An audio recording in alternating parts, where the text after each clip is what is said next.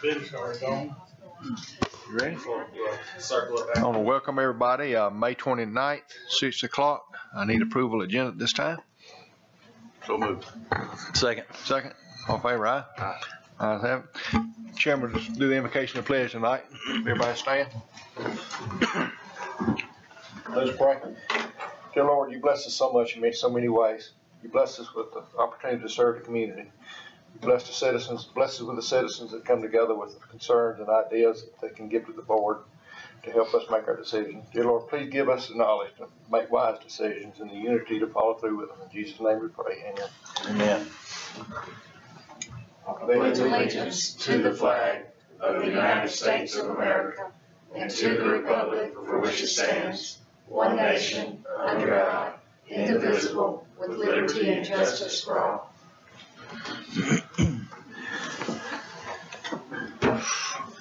We have new business tonight. Our health insurance plan selection is the reason for this call meeting. I'm going to invite Shaw Hankins forward to give us a briefing of what we're looking at. Thank you so much. I appreciate all of you making time for this meeting this evening. I know it was late notice.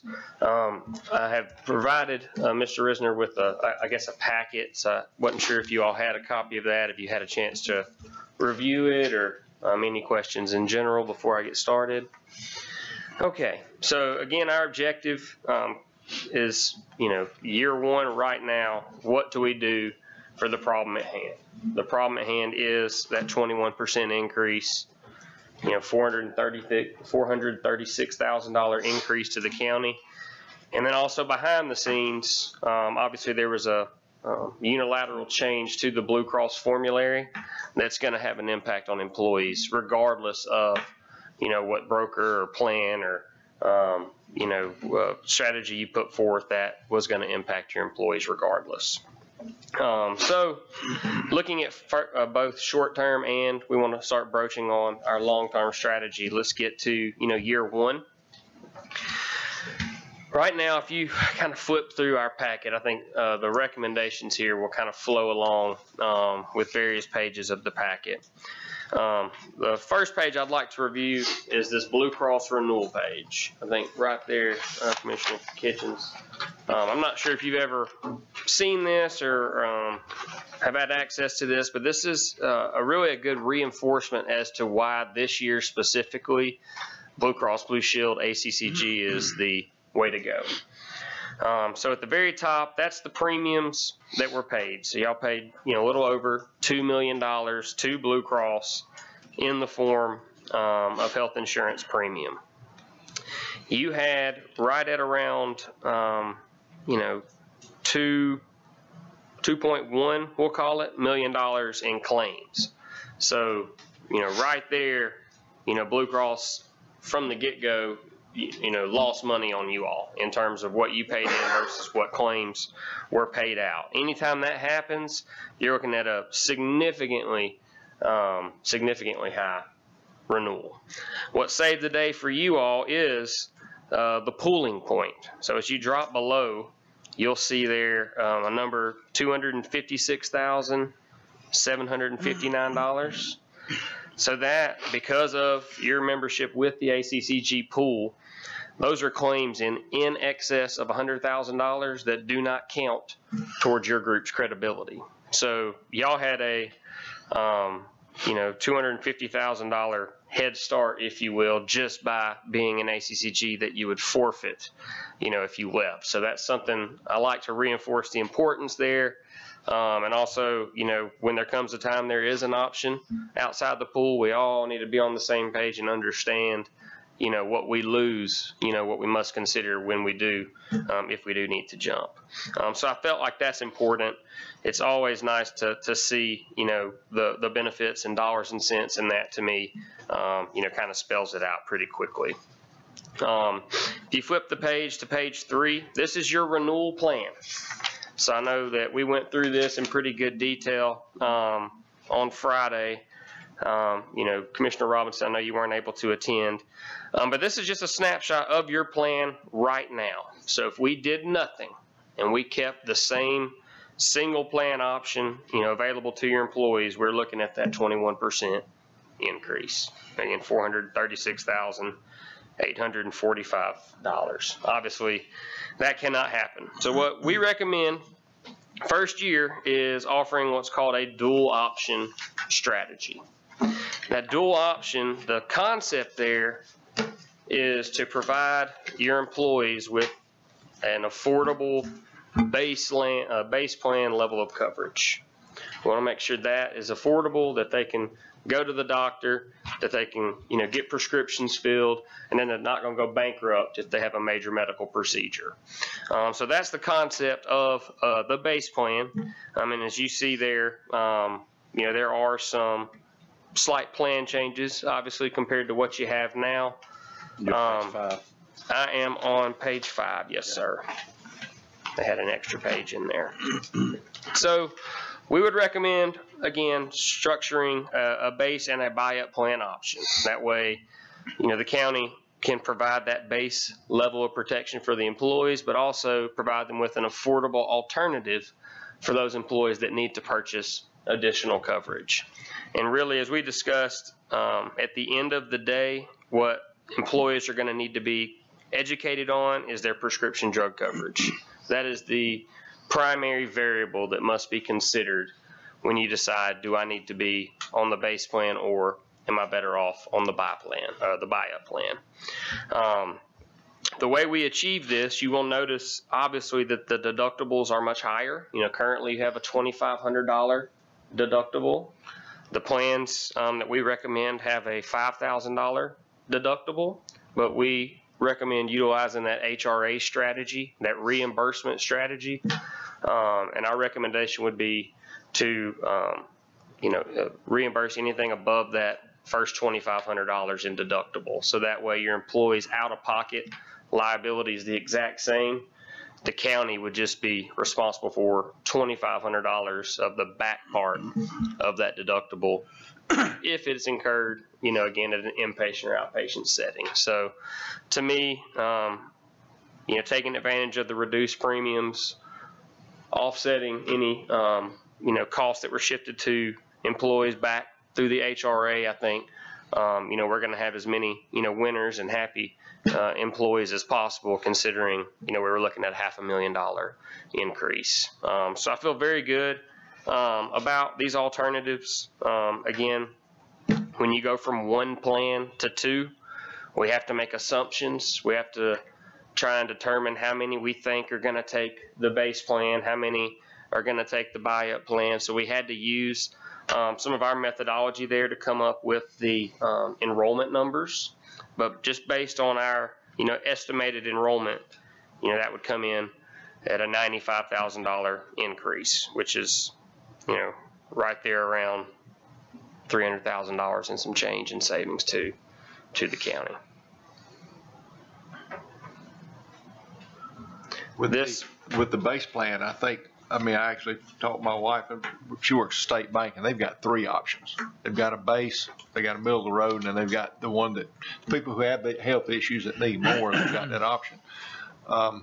Savings alone on the base plan, in our household was very significant, and I think the numbers y'all are coming up with right now for employees are significant too, because there are employees that don't need anything but base plan. And putting the sizable amount of money back in their check that they normally would be putting out, I think would be a big plus. And having an option that if they do need to buy up, they've got it also. I think it's a big plus. It's a win-win for whoever needs it. And education, like you said, is a plus, is making sure the employees do understand the prescription procedure and stuff like that, that they understand what they've got to do to get yes, sir. That is the key, because you don't want everybody jumping on the base plan because it's the lowest cost plan. That if they have a couple of prescriptions that aren't right for that, they're going to end up spending a whole lot more money on that base plan than they would on the buy-up. Same way around. Some people, just to be safe, want to go ahead and purchase up and buy that max plan when they really don't need it. So that communication, both in the education and the one-on-one sessions, hopefully can bridge that gap as much as possible. So you anticipate I won't say a longer enrollment period, but a more in-depth enrollment period, because I think we need to have that we need every employee to understand what do they need and how is it different from what they got right now, so that we don't have the issues where an employee doesn't need to go to the base plan, needs a buy-up plan, or either needs the base plan, but our goal for them is not to come out of pocket any more money than they are right now. And still, for us to still absorb a $500,000 increase that Yes, sir. that we're all looking at. Yes, sir. So we agree 100% with you. All this is worthless if there's not a communication piece that precedes it. So that's something we take seriously. So we approach that in 2 phases.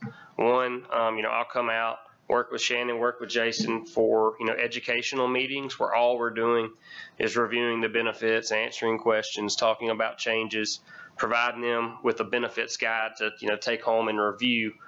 And then we'll also be working with them and probably department heads to structure one-on-one enrollment days.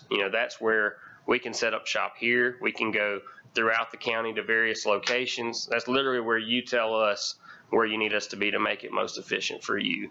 But we want every person to sit down and have that one-on-one specifically this year. Ms. Tommy, you got any questions for?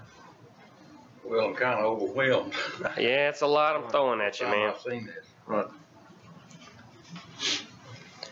This was condensed from a book of about 30 different scenarios and options. And truly, we feel like, this gives you a very good spread, two very, very good plans. In fact, the buy-up plan essentially is the exact plan they have now, just with a $2,500 HRA. So, we give them a basic option, or they can purchase back up to, the coverage they have now. But I do think this is a good strategy for this year to mitigate that unsightly $500,000 bugaboo in the room. Ms. Tommy, you understand the HRA. I know for 2 years now I've talked with ACCG and their insurance planners and all, and they highly recommend that the county going with the HRA plan, because in the long run it actually saves us in the long run. Even though we've had $5,000 deductibles, the county picks up the second half of that through an HRA. And What does HRA stand for? Health Reimbursement Arrangement. So it's different. You hear HRA, HSA, IRA, all these different things. But yes, sir, HRA is a health reimbursement arrangement where essentially you agree to, reimburse employees or dependents the last $2,500 of the deductible met in, 2018. And it sounds a whole lot more complicated than it is really. And when we get the groups behind the scenes, it's very seamless. How many employees went above the deductible? We asked for the deductible report. That's not something we were able to get before today. The factors we use is about 15%. So we use 15% utilization. And on the next page after the plan, kind of runs through some of the HRA scenarios for you.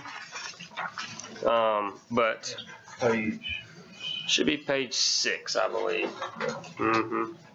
Yes, sir. So what that is essentially is an HRA workbook. So it compares your fixed premium with what you have now in your renewal, and also the proposed premium for those plan changes that we made. So we got our fixed savings in the form of a lower premium. So of that savings, we also know some of that's going to get paid back in the form of deductible, in the form of an HRA. So how do we account for that? Again, we use right at about 15% of your people. That typically is what industry would call industry average. If it's below that, it's a good year. If it's above that, it's a bad year. But 15% of 230 some odd members, it'd be a bad year for 45 some odd people to reach the full $5,000 deductible. The one that really makes sense to me here is 39.8. That's your break-even point. So basically 40% of your members would have to hit the full $5,000 deductible for y'all to break even. anything under 40% of your people, you're to the good based on this HRA. And I like those numbers, with that kind of spread. How many people would be 40%? That was, I had the number, it was 70 something people, I think, 74 people maybe. Maybe more than that. 100 would be 50. About 80. Yeah, I had it on my workbook. They when they printed it off, they cut it off over there. It's on the right. Can I ask a question? Yes, ma'am. Back to the, and I realize it's all projections, it's hard to get correct numbers, but that 95,000 cost to the county, is that factoring in that 126 or it's not? No. It's not. No, ma'am. No, ma'am. That's why we want to treat those into two. I mean, they are two different components for sure. So that's as we run down the recommendations. We want to nail down the plan, and then we talk about the HRA, potential liability there that we have to book. And that's because the 95 we know we'll pay up front. Correct. The 126 we may pay. We may, depending on how many people hit correct. the threshold. Could be. So we got to bank it. We just may not pay it out. Correct. Okay. That's the concept there. But ideally, if we bank it and don't use it, it can roll over to the next year in the form of a savings or a reduction on our premium. Use it to pay down a reduction on the premium. But Tommy, give you an idea. Putnam County's used the system. They've got their employees deductible down to $500 through the savings on their HRA. They were able to buy down the policy and offer their employees a $500 deductible. They started off at $2,500, I think what it was, and they said that's through their HRA plus over 60% buy-in on the wellness program. They were actually able to bring the employees' deductibles down to $500. A question, the 40%, possibly 40%, I'm assuming we'll need to budget $2,500 per person during the budget. Correct. For that. That's correct. Is that the 126? No, The 126 is the expected reimbursement. that's 15%. Right. At 15% utilization. But even at 40%, we're still less than that. Correct. Well, at 40%, you'd be losing a little. I Right. think it's like 39.8 is the Right. break-even point.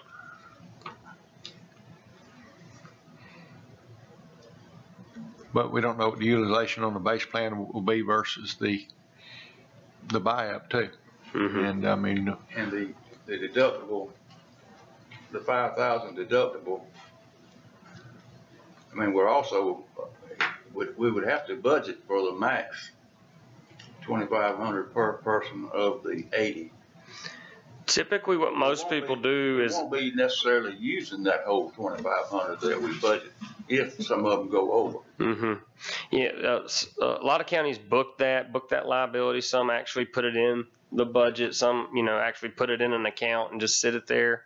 What makes the most sense to me, and again, the company that we recommend administer TASK, they basically will set up a fund over there, and you allocate like 15% of your liability into that account or something, and it kind of runs itself. And then at the end of the year, there's a true up to where y'all get your money back or leave it in there, or you owe them money back type deal. But it's all seamless.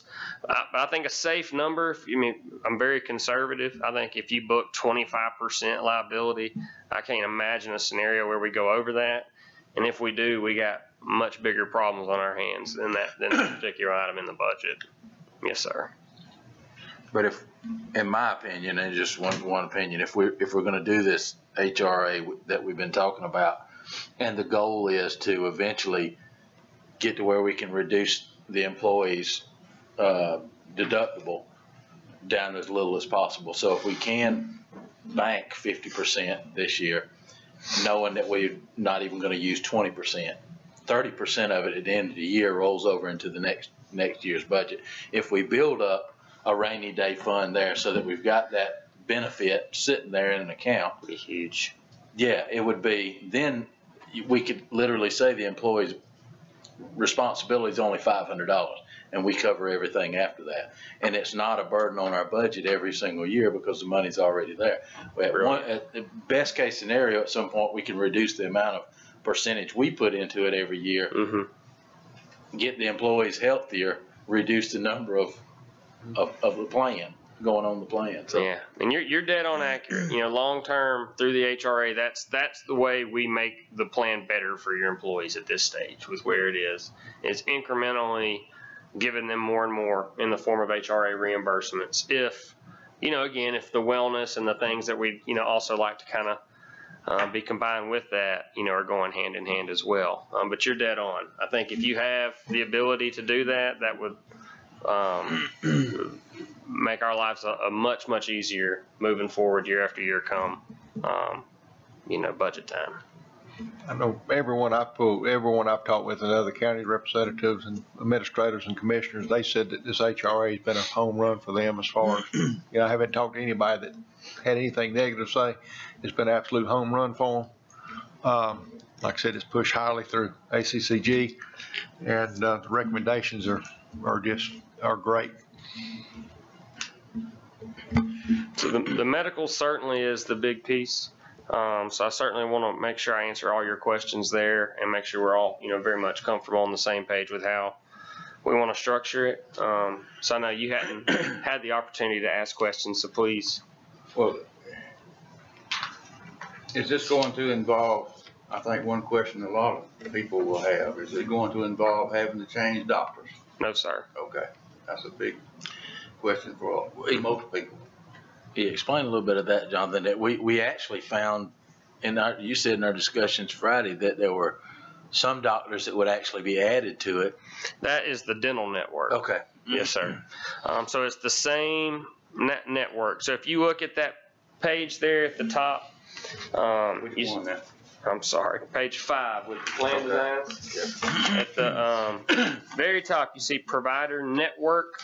If you run down the left, you see plan name, then provider network. You with me? Oh. Yeah.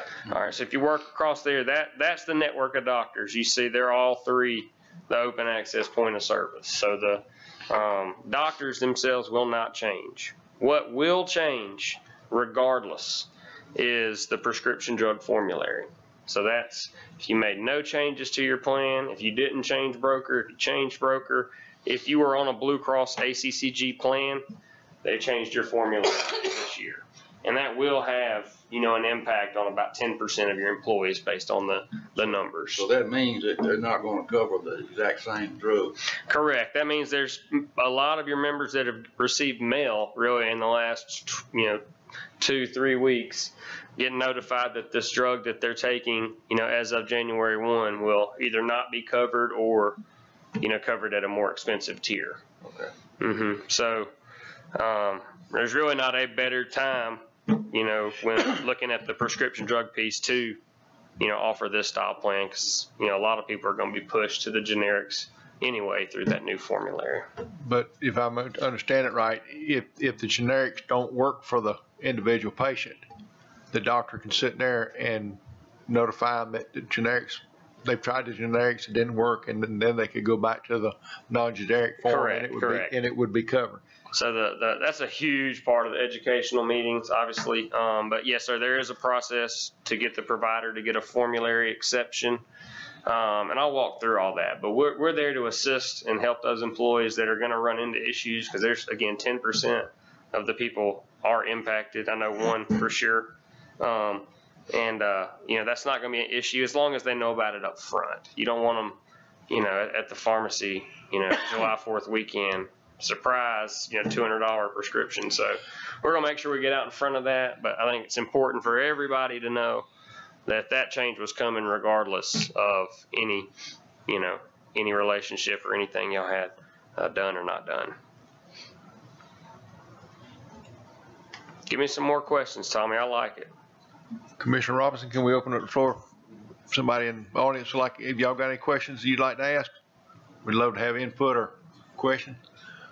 Well, my concern was, I got one of the letters, Sure. and that was my concern, was that this is not gonna be something you're gonna flip-flop on every other month as far as the prescriptions that will be covered. Because this is the medicine, the other I've only been on this for 2 months.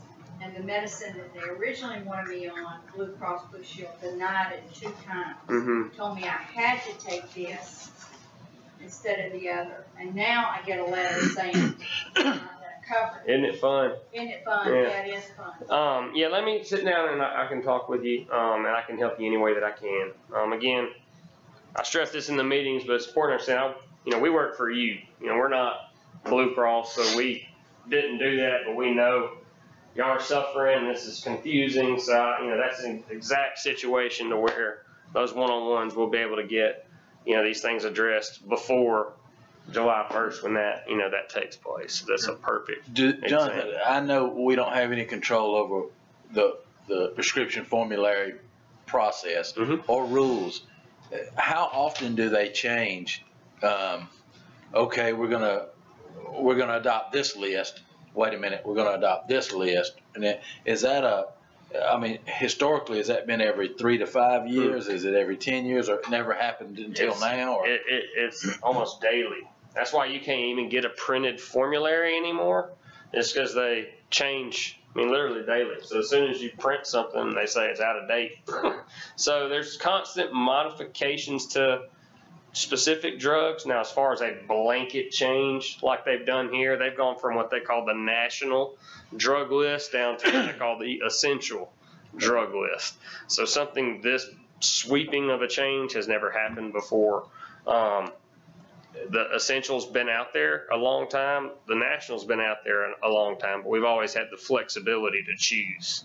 But the ACCG pool, again, looking at the entire pool itself, made that decision to shift to the essential formulary. Right, because I can imagine. Thankfully, I don't take any medication that's needed like that. But if I did, and they said, okay, this is your medication, but we're not going to cover that. You got to go to a generic plan. It may take a couple of months for me to find out this is not working. Mm-hmm. Okay, then they try something else. You go for a couple of months and that's not working. Go a couple of months and they put you back to the first thing you had. Well, now you're 6 or 8 months down the road with multiple doctors' visits. Well, not only that, but the pain and suffering that the employee has to deal with just to figure out whether it's going to be paid for. I get it. No, I get it. I don't like it. I went through the same thing with our personal, plan. Mine was a generic or a medicine that was available over the counter. So all of a sudden they tell me, And can I ask one other question? Yes, ma'am. I don't mean it. What about people that have scheduled surgery? It's the same company, it's the same coverage, so, But does the deductible change? okay. I have eye surgery on both eyes scheduled for September. September, you're gonna be fine. So, we'll wanna redo the paperwork to make sure they up to date with your current plan. But your out of pocket is gonna be the exact same. Okay. Yes, ma'am. You're good. This board wasn't gonna let us slide any exposure over to y'all if we could avoid it. Judge Crane, you have any questions?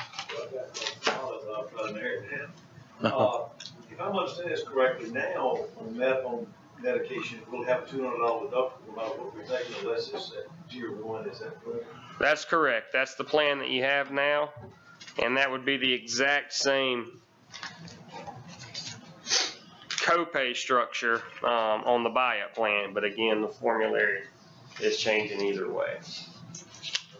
So you have the same exact drug card, if you will, on the buyout plan. So that way, essentially, you have as little disruption as possible if you're on those, tier 2 or 3 drugs. And under the basic plan, I think it's base plan, Mm-hmm. there's no coverage for those some medications. Correct. Yes, sir. The design of that plan is very specific. It's generic only, so that's why employees got to know. Right. And under that plan also, after I meet the $5,000 deductible on the 25, the county makes 25. I'm still going to pay 30%.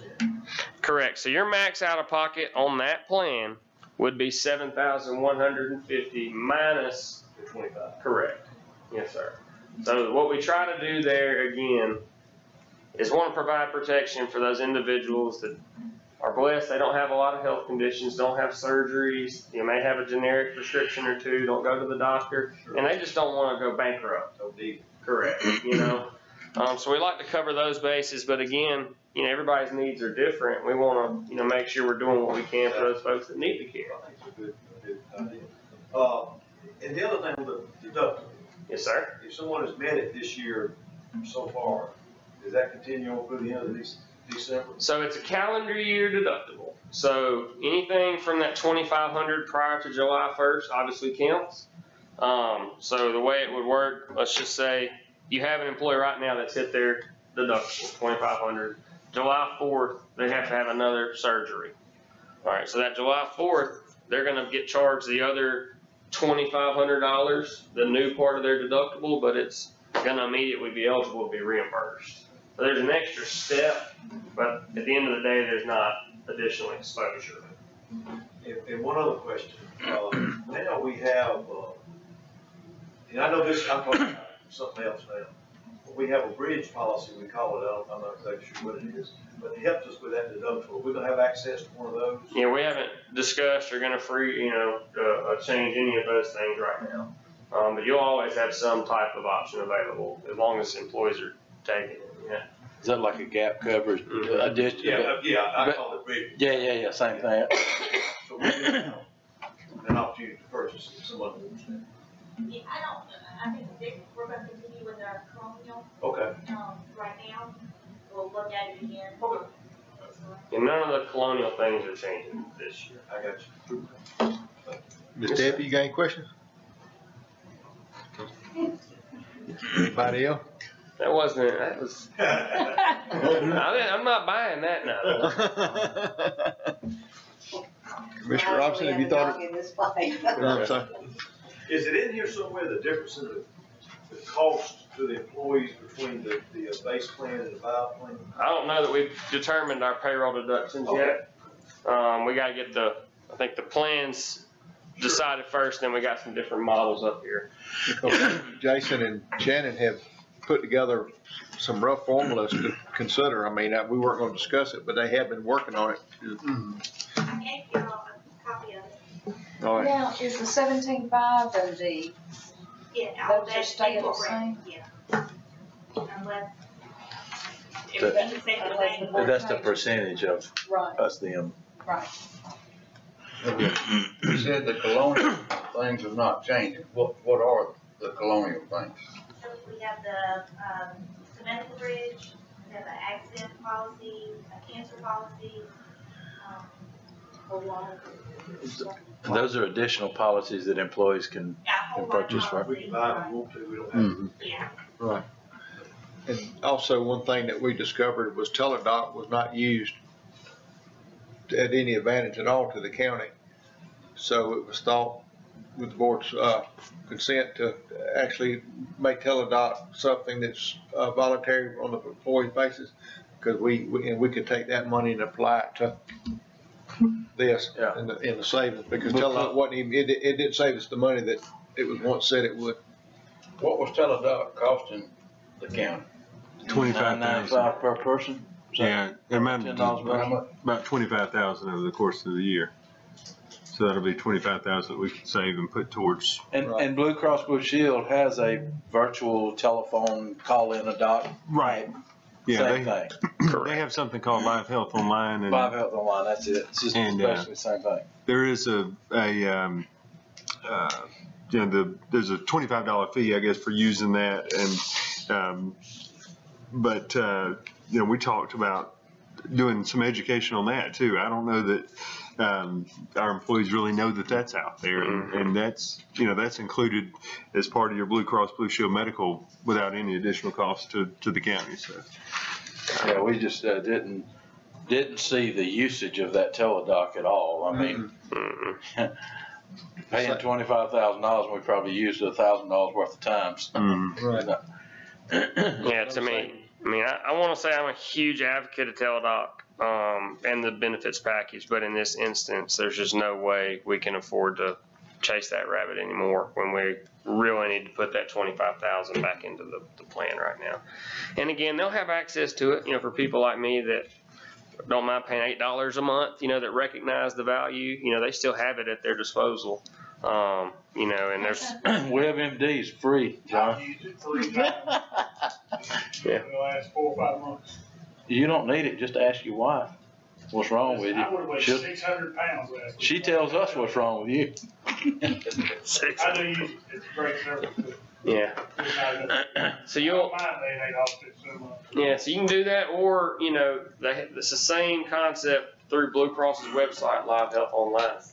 And it's already in there. Yeah, the only difference is, if I got to go get a prescription, if I gotta go to Dr. Arnold, that's a $25 copay. Mm-hmm. If I gotta do the Blue Cross thing, that's a $25 Yeah. copay. Teladoc cost me $8.50 a month. That's it. But nobody recognized it and it wasn't utilized, and it's kind of hard to keep furnishing something that they're not I'll going to I'll hit them with Teladoc stick, I'll make sure they know what's out there and then call them. But that's all right. Okay. He's the one with the special column. Yeah, he's the one. Yeah. So we found the person that's calling in and using it. Yeah, yeah. So yes, sir, that was one thing we covered on here is, again, we recommend making telemedicine, voluntary, still making it available, but, being employee paid.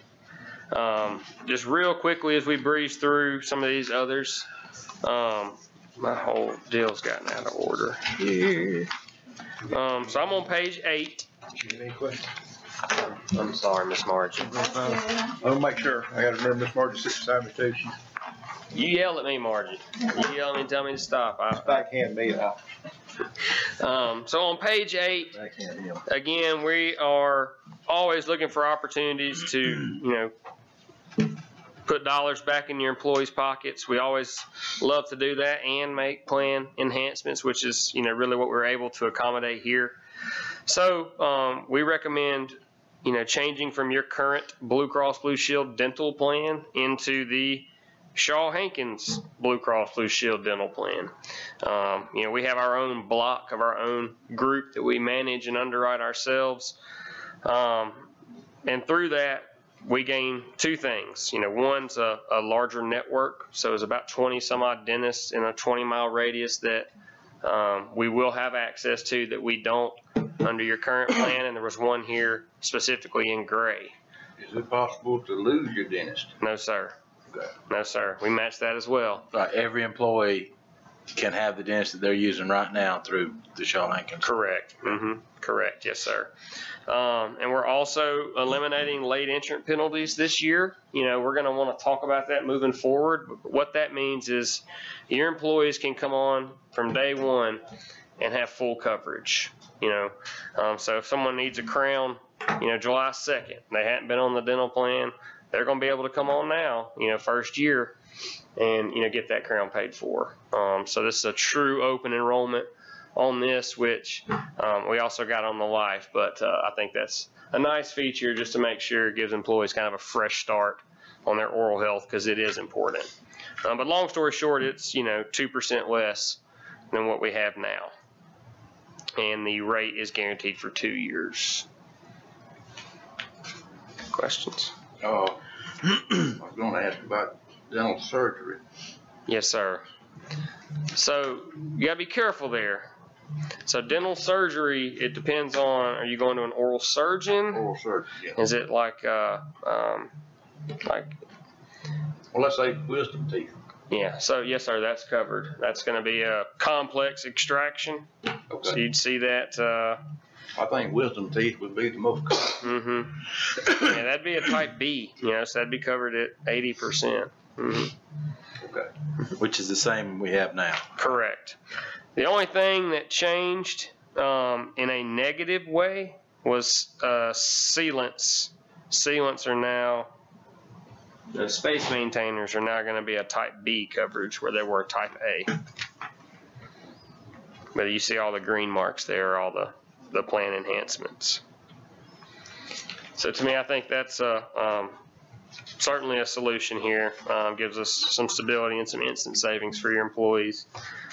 We recommend moving your voluntary term life insurance coverage from the principal to Greater Georgia Life. So this would put pretty much all of your coverages through Blue Cross. With that move, we got an additional 1% off of your renewal rates. Which Where are you now? I am on page 9. I'm sorry, Tommy. Okay. This is can be an overwhelming page, but to make a complex page simple, we matched your current life insurance rates exactly. Current plan design, current rates, gave a 2-year rate extension, and with that got a point off of our medical. So there's no negative change to employees that have coverage now, same coverage. On top of that, we got a true open enrollment, which is very important, which means every one of your employees, spouses, children are going to have access to life insurance this year with no health questions. So no exam cannot be turned down. And that also, to me, I feel like is very important for employees to understand, because I'm a very big believer in life insurance, obviously. So to be able to tell someone that's been declined in the past they can get it, it's a pretty good feeling. So yes, sir, it's matching coverage, a couple of enhancements, but with that we get the point off the health insurance. Strongly encourage that. None of the other coverages changed, so we are keeping your basic life insurance with Greater Georgia Life. Your vision plan, there was originally a renewal, a 3% increase. We obviously got that removed, so your employees on vision won't see any change in their payroll deductions. So we recommend staying put there. You still with me? Am I going too quick, Tommy? I know y'all trying to get home. No, I'm with you. I'm hungry, man. Employer paid short-term disability, again, no change in rates. We recommend you keep that with Greater Georgia Life. Long-term, we are gonna, want to talk to y'all about short and long-term disability. Maybe providing some type of employer-paid long-term disability benefit, and then allowing employees maybe the option to purchase that short-term coverage. We can get into that very much in the future, but I for one know if something happened to me going home and I'm never able to work ever again, I want to make sure I got some type of benefit coming that's going to take me to Social Security. And long-term is the one that achieves that. Short-term would help me for a period of time, 26 weeks or something like that. And after that, I'm waiting on, Social Security. So again, another topic for another day, but just. Do we know how many people now opt for short-term? I think y'all provide that employer paid. Okay. That's what I was getting ready to ask. We provide the short term now. Mm-hmm. And a long-term is optional?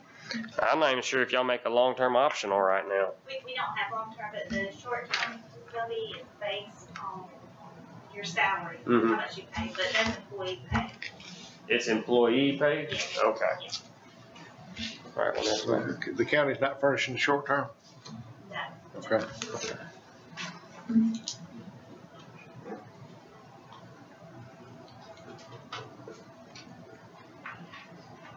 All right. Page 13, again, this is just who we recommend for your HRA administration, the company's task. We got a very good relationship with them. Again, the total administrative charges, you're looking at about $8,000 a year.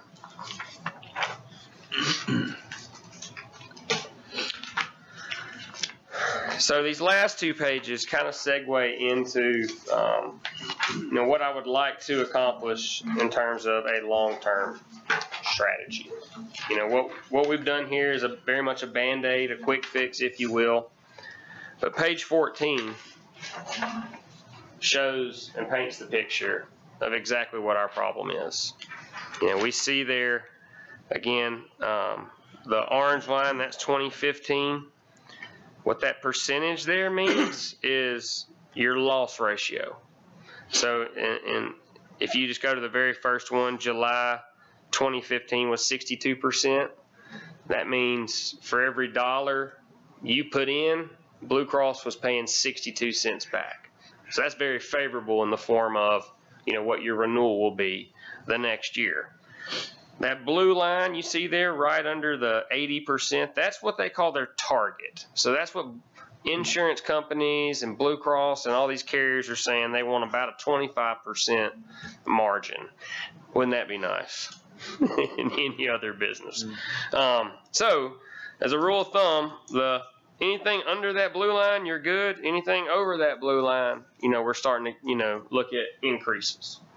So you see there steadily from 62% July 2015 to 89% July 2016, all the way to 114%, March of 2017.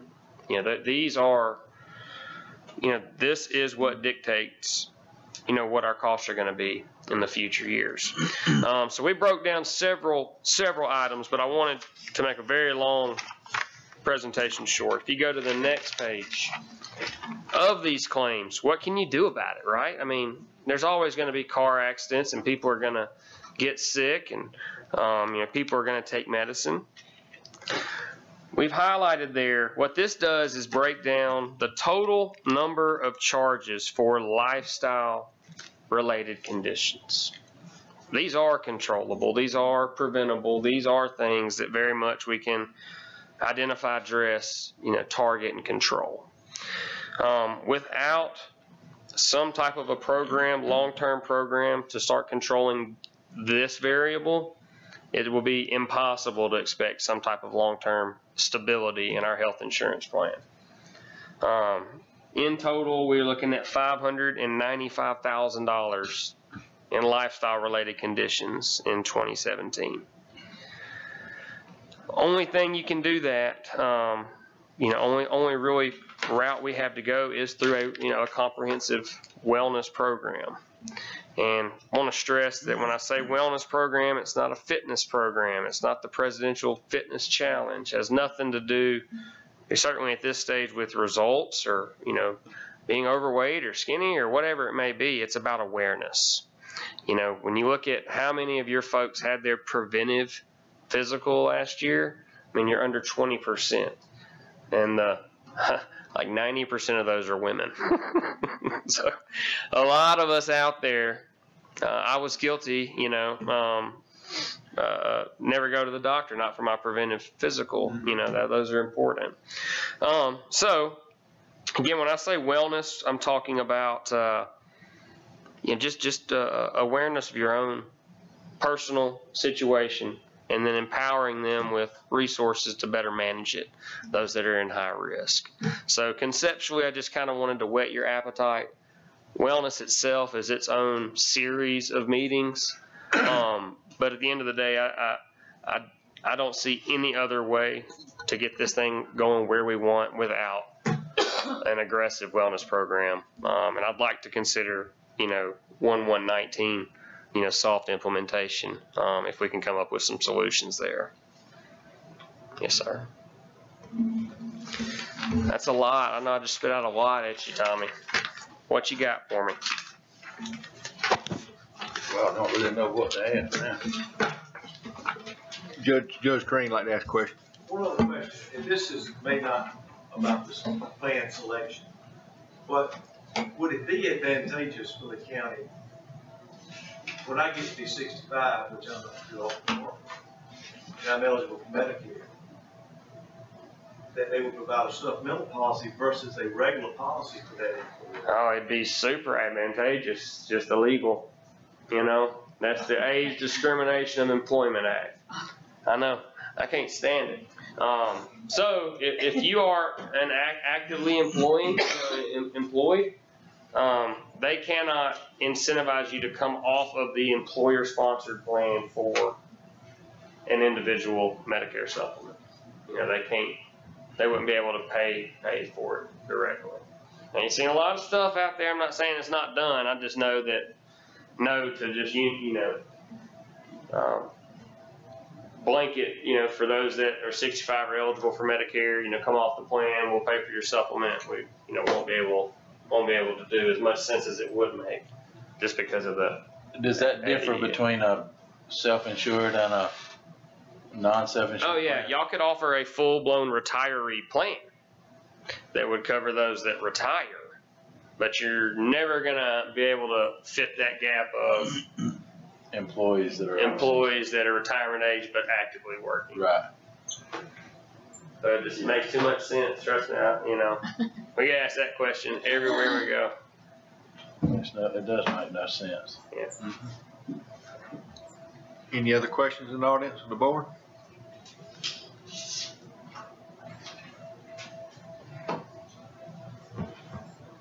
Well, what's your thoughts? We'll need a motion to, everybody feels comfortable with this, to go forward with this two-part plan, base or buy up? The recommendation from our HR and administrator. When we talk about the wellness aspect of it, is that something y'all would bring back to us to make these implementations January? Is that what you said? Correct, yes, sir. We'd want to have a meeting and basically provide you with a spectrum of options, depending on, Because I think, just personally, I think we're headed in the right direction with a true balance between employer, employee, paying into the system. We're all taking a hit for an increase that while we may not have known it was coming, it's evident because everybody's, the costs are going up, and just seeing from our claim side of it, we're starting from a $500,000 yes, hole sir. to start with. And I think we're making the right choices if we go this, but I really think that without this wellness component, the reason our claims are what they are is because we're not doing some of this right here. And that's what we're seeing on that last page. I mean, whether it's, lifestyle changes, we don't do that. We're not going to fix the claims that we got. Yeah, I mean, that is the solution. I mean, anywhere you hear wellness, preventive, and it's just a matter of providing those resources for your employees and putting incentives in place that make them want to participate. It's really a great thing if done properly. And are these plans the recommendation of HR and county administrator also?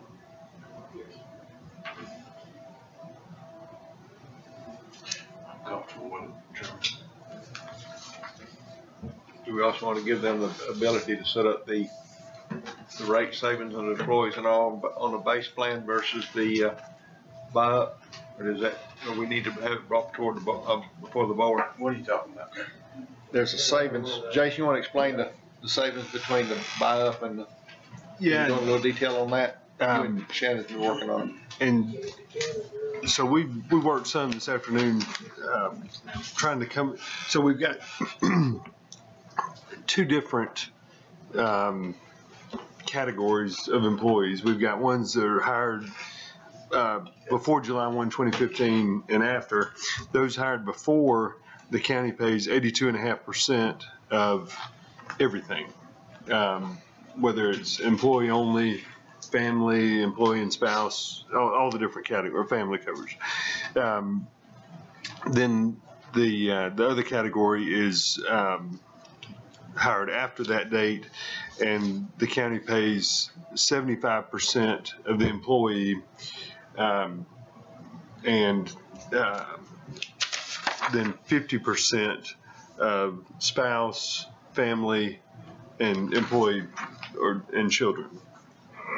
So,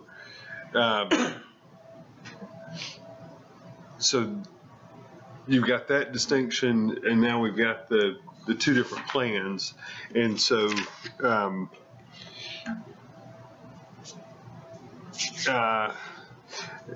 so I guess kind of as I was working through this afternoon, trying to come up with a way to set it up, we could do it where the base plan is subsidized at that 82.5% rate and the 75% rate, and the buy-up plan is subsidized at a lower rate. So basically, in that situation, you would be saying, okay, no matter which plan you get, we're going to subsidize up to $419 for single coverage, and so that puts some separation in terms of the cost for the employee between the base plan and the buyout plan. That's one way that you could do it. And that's the sheet you have in front of you. That's kind of the way I figured it up there. It shows that Plan 1, the base plan, is paid at the 75% rate for those employees, and it's paid at the 82.5% rate for that group of employees. And then the assumption that's built in here is that Plan 2, the buy-up, pays the single rate plus the difference between the two, and so it's just shy of $100. So if you're on the, just for this example, if you flip to the side that says 82.5% employees, that would make the single coverage $97.99, and then the under Plan 1 and under Plan 2, it would be the $97.99 plus the difference between the two, which comes out to $194.96.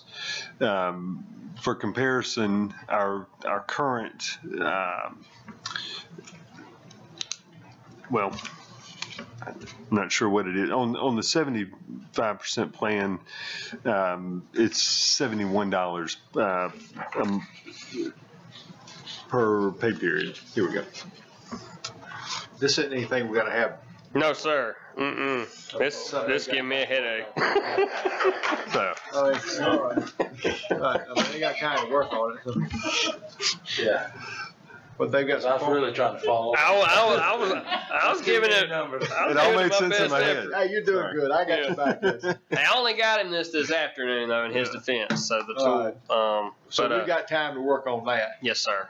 So they can come up with the formulas as far as the savings on the base plan versus the buyout plan. Yeah.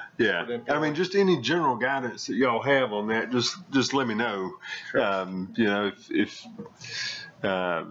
if you want the buyout plan to be some percentage higher than what the base plan is, or however, I guess there's a million different ways we could structure the thing, but this is the best I could come up with just in an hour or so. Well, Shannon told me to make sure I throw you under the bus, Eddie. Oh, okay. Thank you. No, I'm just messing with you. It was a good shot, anyhow. Is there any industry standards that you could, As far as contributions, you could recommend? I mean, knowing. I know that you want the disparity there between Plan 1 and Plan 2, about $100 a month at least. So it looks like you got a pretty good spread there. If I'm looking at the right thing. But, you know, ideally, you want to invest your most into the employee only of the base plan. You want to make that the most, you know, cost-effective, attractive solution. Because they're not going to use it, therefore they shouldn't pay as much. Correct. That's correct. That's fair, I think. And and if you do that, then for those that are more likely to use it are paying, you know, their you know, a greater share of the spend, you know, on the other plans. But it's still affordable. Yeah. If you go to online and just Google individual health insurance, it's scary, A, how much it costs, and B, what that coverage actually is at the end of the day. You know, it's kind of scary. But yes, sir, we have time to play with this, and people much smarter than me can get with Jason, and they can just have a field day with this spreadsheet. I had a good time with it this afternoon. Some people like that spread. Yeah. I like the bottom lines, color coded. Mm-hmm. I'm good at these colors, big words. Yep. Is there any more questions, Ms. Debbie? Are these amounts per month or per pay? Those are per month. Okay. That makes more sense. Any more questions from the audience? That's really expensive. Judge Crane, any in the back? Floyd?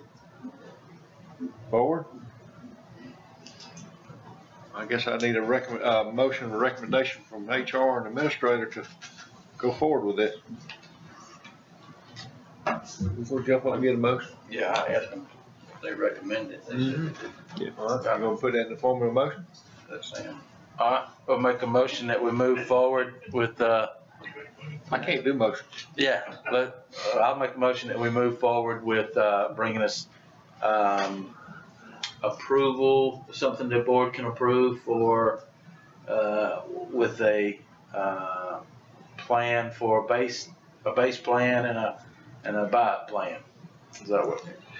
Do you want to go ahead and approve these two plans, and then we'll come back to you with the employee contribution amount? There you go. Right. Yeah, I tried to lay out this executive summary for you. Write that down, Ms. Margie. Yeah. There you go. Yeah. I make a motion to accept the recommendation of the county administrator, to accept the plans provided,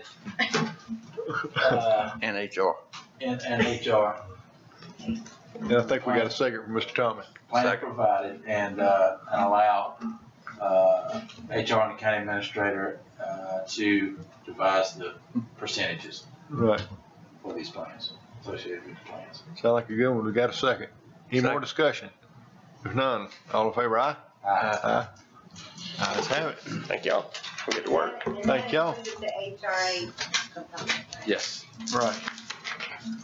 And also the FSA. We're keeping our FSA. Right?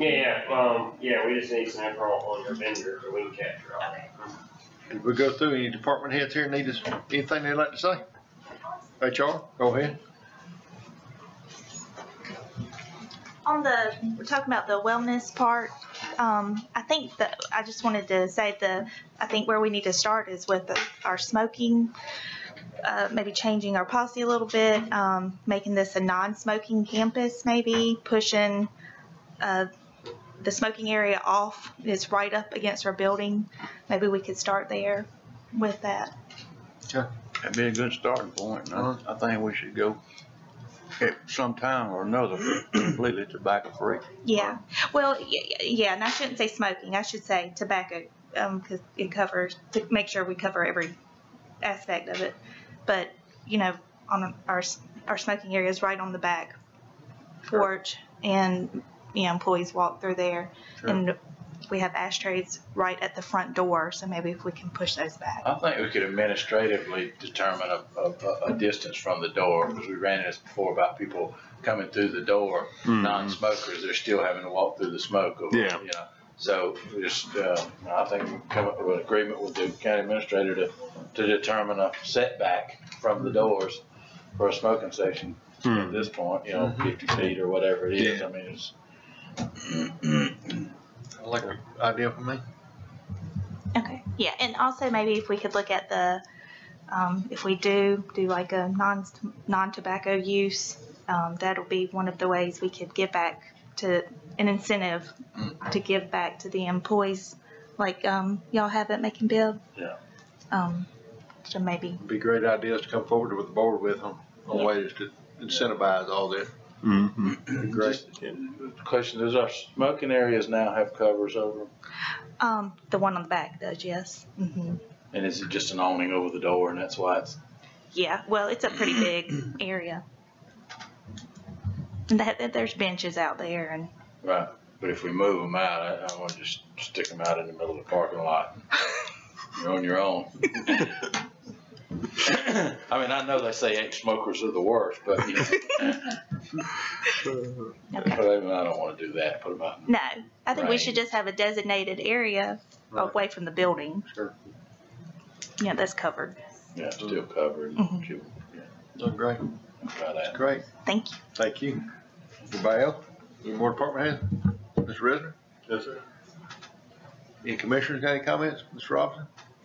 Just extremely proud of HR, the work that she's done on this. Absolutely. She has Yeah. really amazed me. I think we're on the right path. Mr. Kitchen? Any comment? No, sir, I'm good. Any citizens comment? We're good?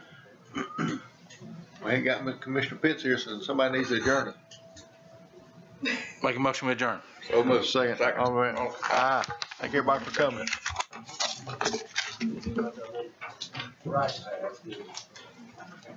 Now I'm going to Subway, so I can't help it. Fred's not.